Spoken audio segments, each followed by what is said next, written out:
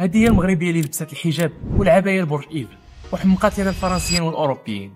سميتها ندى وهي من الجاليه المغربيه اللي كتعيش في هولندا، وعندها براند ديالها اللي سميتها ميراشي واللي كتخصص في الموضه وفي الازياء المحتشمه.